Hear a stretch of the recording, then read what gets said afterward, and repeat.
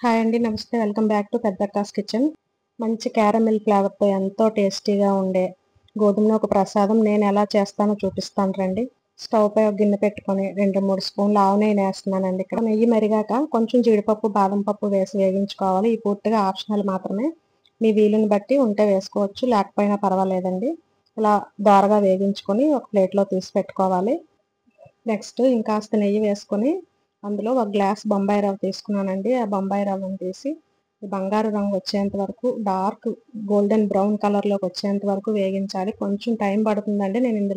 నేను ఫాస్ట్‌గా పెట్టి మీకు చూపిస్తున్నాను గానీ, రవ్వ వేగడానికి చాలా టైం పడుతుంది. సిమ్‌లో మాత్రమే దీన్ని ఇలా వేగించుకోవాలి. ఈ రవ్వ ఎంత బాగా వేగితే ప్రసాదం టేస్ట్ అంత బావుంటుందండి. ఈ ప్రసాదం ఎక్కువ ఆంధ్ర సైడ్ చేస్తారు. గోధుమ నూక ప్రసాదం అంటే ఫస్ట్ ఇదేనండి. నెక్స్ట్ ఇందులో ఒక గ్లాస్ పంచదార వేసుకుంటున్నాను. మీకు ఎక్కువ స్వీట్ కావాలనుకుంటే గ్లాసున్నర, 2 గ్లాసుల వరకు కూడా వేసుకోవచ్చు. నేను ఒక గ్లాస్ రవ్వకి ఒక గ్లాస్ పంచదార మాత్రమే వేసి ఇది బాగా వేగించాలండి. క్యారమిల్ ఫ్లేవర్ అనేది ఇక్కడే వస్తుంది. ఇలా వేగించిన తర్వాత నెక్స్ట్ పక్కన ఒక 4 గ్లాసులు పాలు, ఓన్లీ పాలు ఒకటేనండి, నీళ్లు కలపకుండా మరిగించి పెట్టుకున్నాను. ఆ 4 గ్లాసుల పాలను ఇందులో వేసుకోవాలి. ఉండకట్టకుండా కలుపుతూ వేసుకోవాలండి. రవ్వ అనేది కరెక్ట్‌గా వేగితే అస్సలు కట్టదండి. ఇలా కలుపుకొని మనం మూత పెట్టుకుందాం. ఇలా మూత పెట్టి అలా ఉంచేయకుండా మధ్య మధ్యలో ఇలా కలుపుతూ ఉండాలి.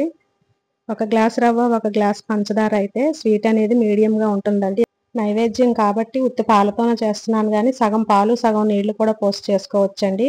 మీకు ఇంకాస్త లూజ్‌గా ప్రసాదం కావాలనుకుంటే 5 గ్లాసులు కూడా వేసుకోవచ్చు. మనం వేసిన రవ్వ అంతా ఇలా బాగా కుక్ అయిన తర్వాత కొంచెం యాలకుల పొడి వేస్తున్నానండి ఇందులో. చిన్న టీ స్పూన్‌తో 2 టీ స్పూన్ల యాలకుల పొడి వేశాను.